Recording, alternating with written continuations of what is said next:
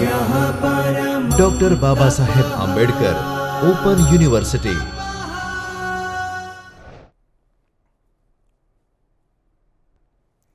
નમસ્તે મિત્રો ગયા વ્યાખ્યાનમાં આપણે બઢતી વિશે વિગતે માહિતી મેળવી હતી, જેમાં આપણે બઢતીનો અર્થ, વ્યાખ્યા, બઢતીના કારણો, 5 પ્રકારના કારણો જોયા હતા, બઢતીના ધોરણો અને આદર્શ બઢતી પ્રથાના લક્ષણો, 10 લક્ષણો આપણે જોયા હતા.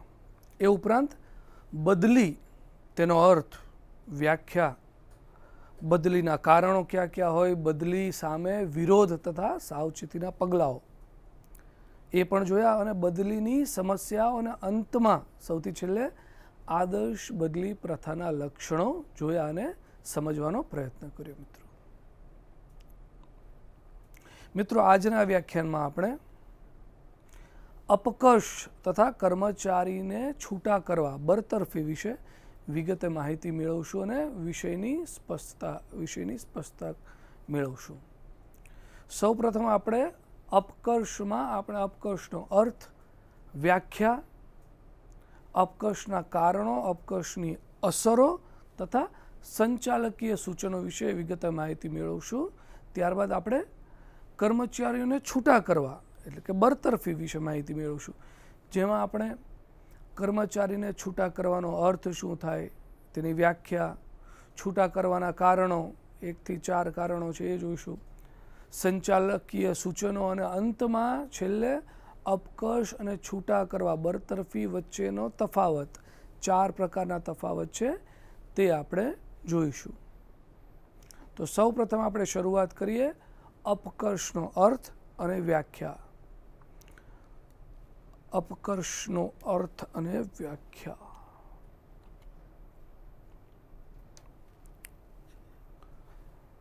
કર્મચારીને તેના વર્તમાન હોદ્દા પરથી તેની નીચેના હોદ્દા પર મૂકવામાં આવે કે જેનાથી તેને ઓછી સત્તા અને ઓછા લાભવાળું સ્થાન પ્રાપ્ત થાય, તેને અપકર્ષ કહેવામાં આવે છે. કર્મચારીના હોદ્દા દરજ્જામાં કરવામાં આવતો આવો ફેરફાર બઢતીની બિલકુલ ઉલટા પ્રકારનો છે. બઢતીથી વિરુદ્ધમાં અપકર્ષમાં કર્મચારીના પોતાના વર્તમાન ચાલુ હોદ્દા કરતાં નીચેના હોદ્દા પર ઓછા વેતને, જવાબદારીમાં ઘટાડા સાથે વ્યવસ્થા તંત્રની નીચી સપાટીએ તેને ખસેડવામાં આવે છે. અપકર્ષ એ શિક્ષાત્મક પગલું ગણાય જે કર્મચારીઓને અને એકમને બંનેને અણગમતું અને અપયશ અપાવનારું છે. સંચાલન ના છૂટકે અનિચ્છાએ આવું પગલું ભરતું હોય છે. સામાન્ય રીતે આવા પગલાં અનિચ્છાએ ભરવામાં આવતા હોય છે. હવે આપણે અપકર્ષના કારણો જોઈએ. અપકર્ષના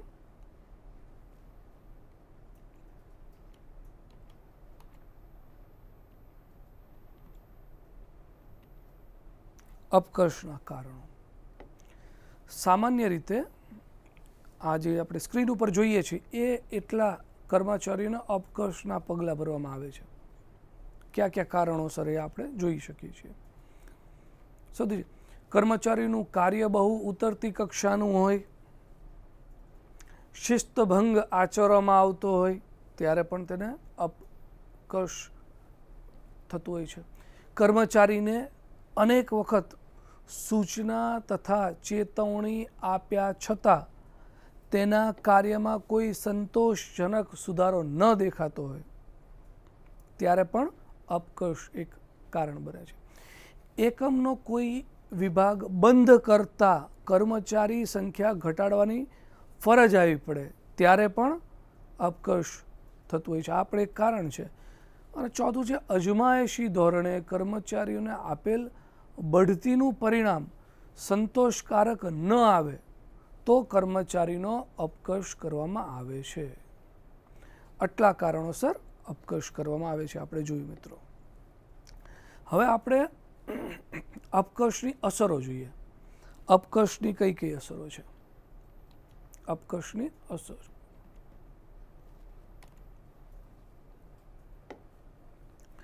કર્મચારી કાર્ય જરૂરિયાતો સંતોષવામાં નિષ્ફળ જાય કે ઉપરોક્ત આપણે જે જોઈ એ બધી જ પૈકી કોઈ પણ કારણોસર અપકર્ષનું પગલું ભરવામાં આવે તો કર્મચારીઓ પર તેની અત્યંત વિપરીત અસર પડે છે. અપકર્ષના શિક્ષાત્મક પગલાંથી કર્મચારીની માનહાનિની માનભંગ થાય છે. માનહાનિ તો થાય, સાથે માનભંગ પણ થાય છે. તેના માટે પ્રતિષ્ઠાનો પ્રશ્ન બને છે. ઉપરાંત કર્મચારીના વેતનમાં ઘટાડાને કારણે તેની જરૂરિયાતો નહીં સંતોષાતા અસંતોષ વધે છે, જેની અસર જુસ્સા ઉપર વિપરીત પડે છે, જે કર્મચારીની કાર્યક્ષમતા ઘટાડશે. આખું પેકેજ ભેગું થાય, કાર્યક્ષમતા ઘટાડે. તેથી એકમને પણ સહન કરવું પડશે. મિત્રો, વાસ્તવમાં અપકર્ષથી પ્રશ્નો વિખવાદો ઉકેલાવાને બદલે વિખવાદો વધવાની ઘર્ષણનું વાતાવરણ પેદા થશે. સંચાલન અને કર્મચારી વચ્ચે વૈમનસ્યનું વાવેતર થશે. મજૂર સંઘો તેમાં ખાતર અને પાણી પૂરા પાડશે. આના અનિષ્ટ ફળો કર્મચારી, એકમ, સમાજ અને છેલ્લે રાષ્ટ્રને ભોગવવા પડશે. હવે મિત્રો, આપણે સંચાલકીય સૂચનો જોઈએ.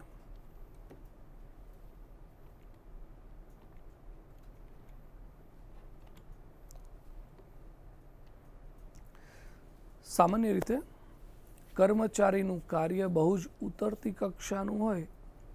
કર્મચારીને અનેક વખત સૂચના તથા ચેતવણી આપવા છતાં તેના કાર્યમાં કોઈ સંતોષજનક સુધારો ન થાય. કોઈ વિભાગ બંધ કરતા કર્મચારીની સંખ્યા ઘટાડવાની ફરજ પડે. આપણે જોયું પ્રોબેશનના ધોરણે કર્મચારીને આપેલ પ્રમોશનનું પરિણામ સંતોષકારક ન આવે વગેરે આવા બધા જ કારણોસર કર્મચારીને તેના વર્તમાન હોદ્દા પરથી નીચલા હોદ્દા પર મૂકવામાં આવે છે.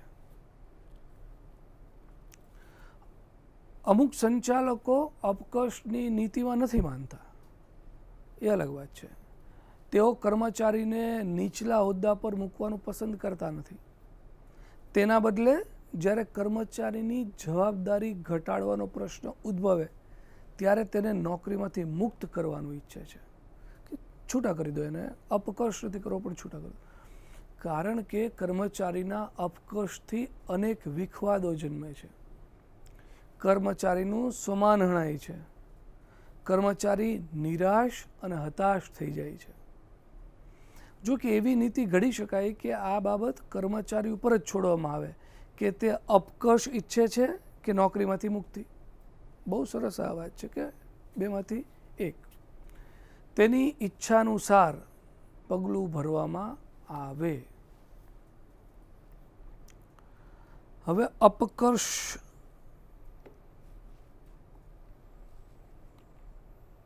છૂટા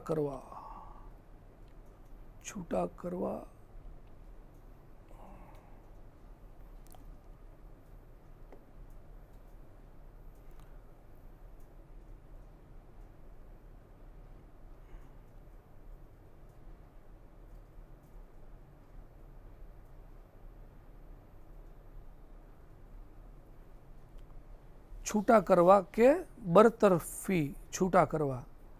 અર્થ અને વ્યાખ્યા.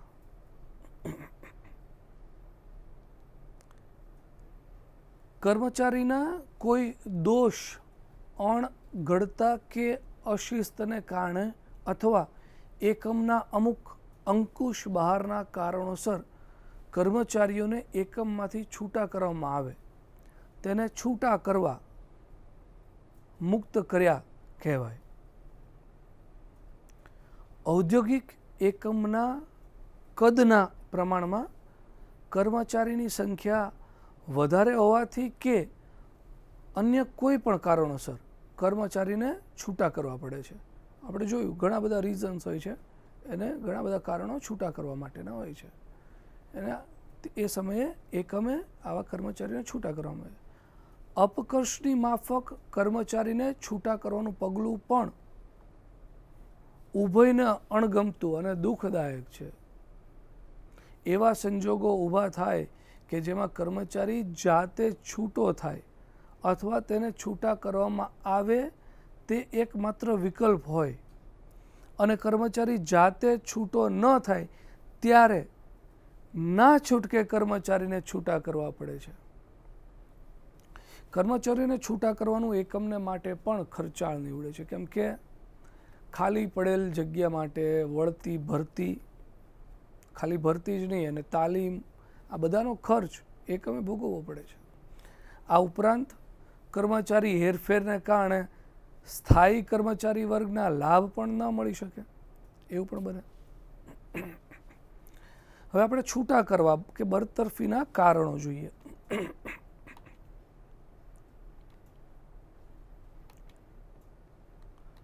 બરતરફીના કારણો સામાન્ય રીતે આપણે સ્ક્રીન ઉપર જોઈએ છીએ એ બધા બરતરફીના કારણો છે. છૂટા કરવા અથવા બરતરફી કરવામાં આવે છે. કયા કયા રીઝન છે? પહેલું છે એકમના કદ કરતાં કર્મચારીઓનો બોજો વધારે હોય, એટલે કે ગજા ઉપરાંતનો આર્થિક બોજ સહન થઈ શકે તેમ ન હોય એકમ માટે, ત્યારે છૂટા કરે. બીજું, કર્મચારીની કાર્યક્ષમતામાં કોઈ રીતે સુધારો શક્ય ન હોય અથવા કર્મચારી કામ કરવા અશક્ત બની જાય, ત્યારે પણ એને છૂટા કરવા પડે છે. ત્રીજું છે કર્મચારીઓ અક્ષમ્ય બેદરકારી, ગેરવર્તણૂક આચરે, ઈરાદાપૂર્વક નિયમોનો ભંગ કરે, નીતિ નિયમોને નેવે મૂકી અશિસ્ત અને ભાંગ ફોડિયા પ્રવૃત્તિ આદરે, તો પણ એને છૂટા કરવામાં આવે. અને ચોથું છે મંદી કે અન્ય કારણોસર એકમની આર્થિક સ્થિતિ બગડતા અથવા કોઈ પણ કારણસર કોઈ વિભાગ બંધ કરવો પડે તેવી સ્થિતિ સર્જાય, ત્યારે કર્મચારીને છૂટા કરવા અથવા તો બરતરફ કરવામાં આવે છે. હવે આપણે સંચાલકીય સૂચનો જોઈએ. સંચાલકીય સૂચનો આધુનિક યુગમાં હવે બાવા આદમના વખતની માલિકોની નીતિ ધારે ત્યારે કર્મચારીને નોકરીમાં રાખે અને ધારે ત્યારે છૂટા કરે, ચાલી શકે નહીં. સંચાલકોએ કામની શરતો અને નિયમો ઘડતી વખતે કર્મચારીઓને છૂટા કરવા અંગેની જોગવાઈઓ પણ કરવી જોઈએ.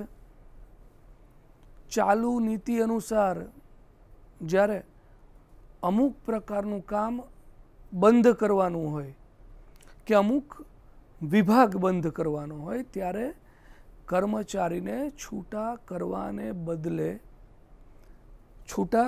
બદલે પરસ્પર સમજૂતી સાધીને અને એકમને આર્થિક દ્રષ્ટિએ પરવડે તે રીતે કર્મચારીને બઢતી, બદલી કે અપકર્ષ દ્વારા એકબીજા વિભાગોમાં સમાવી લેવા જોઈએ.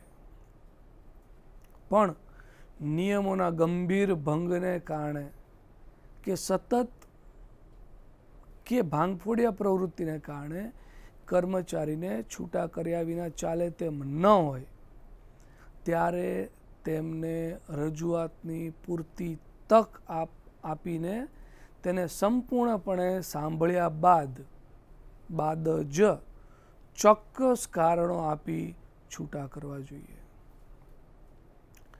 બરતરફી એટલે કે છૂટા કરવા એ ના છૂટકાનું આખરી અને આકરું શિક્ષાત્મક પગલું છે. તેનાથી કર્મચારીની આબરૂ ઘટે છે, માનહાનિ, માનભંગ થાય છે. આટલું થાય છે, સાથે સાથે કર્મચારીની પોતાની કારકિર્દીને પણ કલંક લાગે છે. આજે મિત્રો કોઈવાર કર્મચારી અદાલતના દ્વાર પણ એ કર્મચારી ખખડાવે એવું પણ બને છે. સંચાલનના આ પગલાંના તીવ્ર પ્રત્યાઘાત પડે છે. મજૂર સંઘોનો પણ ઉગ્ર વિરોધ અને વંટોળ ઉઠે છે. કવચિત ઔદ્યોગિક અશાંતિ સર્જાય છે. આથી સંચાલનને સમજણપૂર્વક વિવેક વાપરી કર્મચારીને રાજીનામું આપી છૂટા કરવાની તક આપવી જોઈએ. કર્મચારી ન માને તો વ્યવહારુ ડહાપણ વાપરીને તેનું રાજીનામું મેળવવાનો પ્રયત્ન કરવો જોઈએ. આમ છતાં કોઈ ઉકેલ ન આવે તો અને માત્ર તો જ અનિચ્છાએ એકમના હિતમાં બરતરફીનું આવું આત્યંતિક પગલું ભરવું જ પડે તો તે માટે જરૂરી કાનૂની વિધિનું પાલન કરવું અનિવાર્ય છે. નહીતર પોતાના પગ પર પોતાના જ ગળામાં ભરાઈ જવું પડે એવો ઘાટ થાય. વિવિધ કાયદાઓની જોગવાઈઓ તથા અદાલતી ચુકાદા અનુસાર કર્મચારીને બરતરફ કરવા માટે યોગ્ય વિધિનું પાલન કરવું જરૂરી બને છે. સૌ પ્રથમ કર્મચારીએ જે અશિસ્ત, ગેરવર્તણૂક, ગેરકાનૂની કૃત્ય કર્યું હોય તેનું આરોપનામું ઘડી તેની બજવણી કરવી જોઈએ. શક્ય છે કે આમાં કોઈ ગેરસમજ કે દ્રષ્ટિભેદ હોય તો દૂર થઈ શકે. કર્મચારીને ખુલાસાની તક આપવી જોઈએ. અલબત્ત કર્મચારી કોઈ સંતોષકારક ખુલાસા રજૂ ન કરી શકે તો નિષ્પક્ષ તપાસ સમિતિ પણ નિમી શકાય. આ અને આવા કોઈ ઉપયોગી ઉપાયોથી સંતોષ ન થાય તો છેવટે અદાલતને બાણે ટકોરો માર્યા સિવાય છૂટકો નથી. અદાલતી ચુકાદો બંને પક્ષોએ શિરોમાન્ય કરવો જ રહ્યો. હવે આપણે અપકર્ષ અને છૂટા કરવા, બરતરફી વચ્ચેનો તફાવત સમજીએ.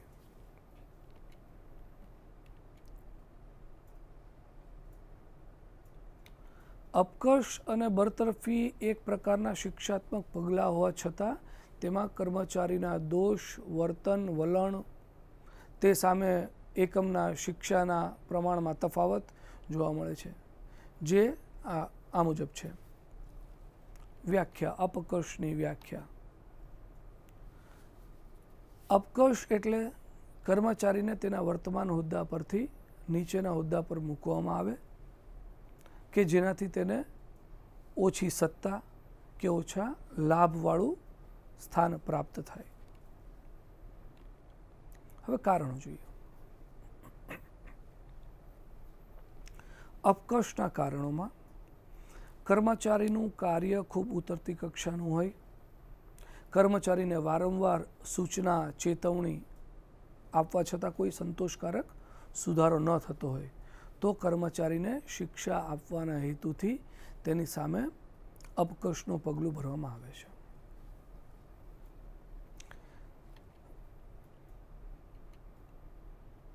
જ્યારે બરતરફીના કારણોમાં એકમમાં કર્મચારીની સંખ્યા વધુ પડતી હોય, કર્મચારી કાયમી અશક્ત બની જાય, કર્મચારીની અણઘડતા, કર્મચારી ગેરશિસ્ત આચરે, ઈરાદાપૂર્વક નિયમોનો ભંગ, ગેરવર્તણૂક કરે, ભાંગફોડિયા પ્રવૃત્તિ આદરે તો તેની સામે બરતરફનું આકરું પગલું ભરવામાં આવે છે સામાન્ય રીતે.